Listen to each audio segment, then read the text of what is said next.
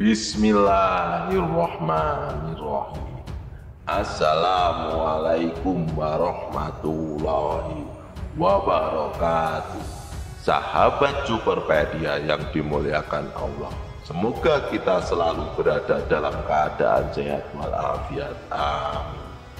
Seperti yang tertera pada judul, video kali ini akan mengisahkan cerita yang unik dan aneh tentang seorang pemimpin zalim bernama Hajjaj bin Yusuf. Kisah kali ini mengandung banyak hikmah yang terdapat kita petik. Sebelum masuk ke pembahasan utama, mari kita mengenal terlebih dahulu biografi singkat Hajjaj bin Yusuf Ats-Saqafi. Lahir di Taif pada tahun 41 Hijriah atau 661 Masehi. Ayahnya adalah seorang yang soleh dan ahli ibadah. Berkat didikan ayahnya, Hajjaj berhasil menghafal Al-Quran 30 juz secara sempurna. Masa kecilnya sangat dekat dengan agama. Singkat cerita, saat Hajjaj dewasa, dikenal sebagai sosok yang cerdas dan soleh. Khalifah Abdul Malik kemudian menunjuknya sebagai gubernur di Irak. Setelah Khalifah Abdul Malik wafat, dalam catatan sejarah apapun yang membahas Hajjaj bin Yusuf, tema besar yang selalu muncul adalah bahwa ia dikenal sebagai pemimpin yang zalim dan mudah menumpahkan darah. Sahabat seiman, di balik sifatnya yang otoriter, Hajjaj bin Yusuf memiliki sisi humanis dan dermawan. Nah, kali ini kita akan mengisahkan cerita tentang permintaan aneh dari pemimpin Irak, Hajjaj bin Yusuf, kepada rakyatnya. Kisahnya begini teman-teman. Pada masa itu, wilayah Irak menjadi pusat perkembangannya agama Islam. Dan di waktu yang sama, Irak juga menjadi tempat banyak ulama-ulama soleh dan terkenal, terutama di masa kepemimpinan Hajjaj bin Yusuf. Namun, banyak rakyatnya termasuk para ulama yang membenci Hajjaj. Ketika Hajjaj menunjuk salah seorang pembesar kerajaan untuk memimpin suatu wilayah di Irak, atau dalam istilah kita mungkin setara dengan jabatan wali kota. Masa jabatan wali kota tersebut selalu sangat singkat. Mengapa demikian? Karena setiap kali ada pemimpin baru yang ditunjuk oleh Hajjaj, para ulama-ulama soleh segera mengangkat tangan untuk bersama-sama berdoa kepada Allah agar pemimpin tersebut segera lengser dari jabatannya. Dan benar saja, tak lama setelah diangkat menjadi wali kota, pemimpin itu langsung turun dari jabatannya.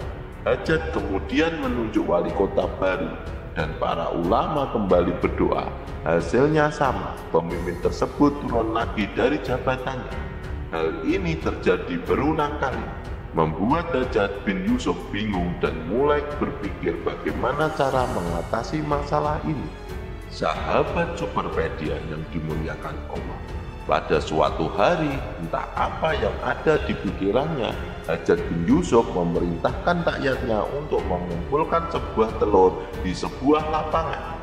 Rakyatnya kebingungan, tidak memahami apa maksud dari perintah tersebut. Tiba-tiba saja semua orang diminta mengumpulkan telur.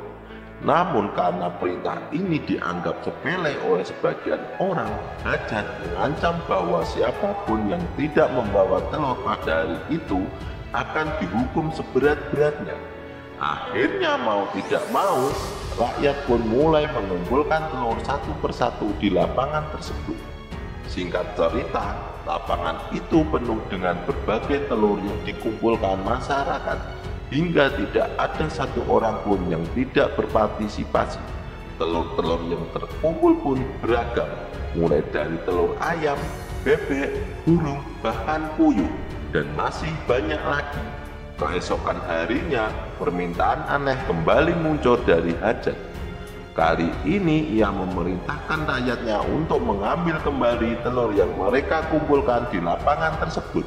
Mereka diharuskan mengambil telur yang mereka letakkan kemari. Rakyat pun kebingungan karena telur-telur itu sudah tercampur aduk dan sulit untuk dibedakan.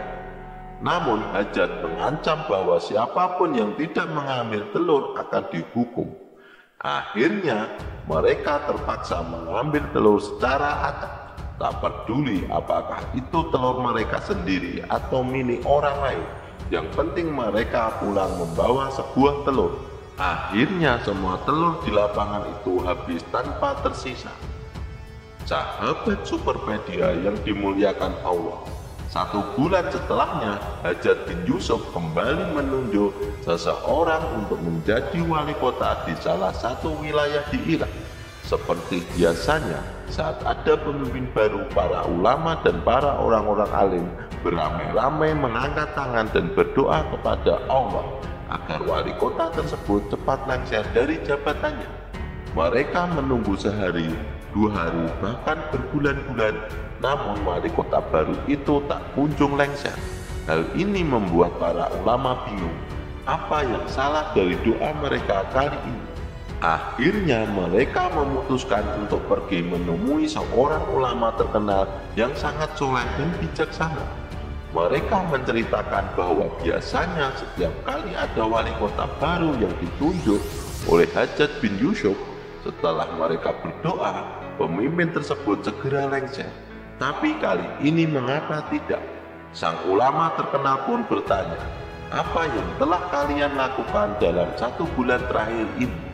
Salah seorang di antara mereka menjawab, perasaan kami tidak ada hal yang aneh yang kami lakukan selama sebulan ini.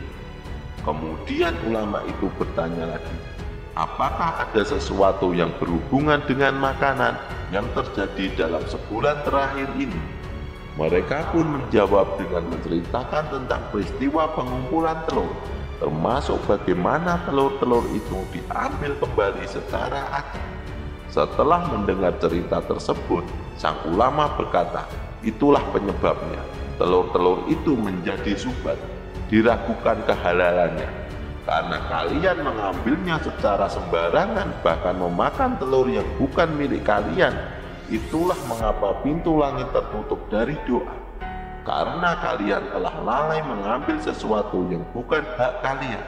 Lihatlah sahabat, kisah ini mengandung hikmah bahwa jika setiap orang muslim selalu menjaga kesuciannya dan berhati-hati dalam menjaga makanan dari yang haram, maka setiap kali mereka mengangkat tangan untuk berdoa, tidak ada penghalang antara mereka dan Allah. Doa mereka akan diijabah dengan cepat. Namun di sini Hajat bin Yusuf sangat cerdik. Ia mengelabui rakyatnya dengan peristiwa telur tersebut, hingga menjadikan telur itu subat atau samar. Apakah hukumnya halal atau haram? Wallahu a'lam bishawab. Itulah kisah tentang seorang pemimpin dan telur. Semoga kisah ini bermanfaat. Lebih dan kurangnya mohon dimaafkan. Yang benar datangnya dari Allah Subhanahu wa Ta'ala, sedangkan kesalahan datangnya dari saya pribadi sebagai manusia biasa. Sampai ketemu di video selanjutnya. Saya akhiri. Wassalamualaikum warahmatullahi wabarakatuh.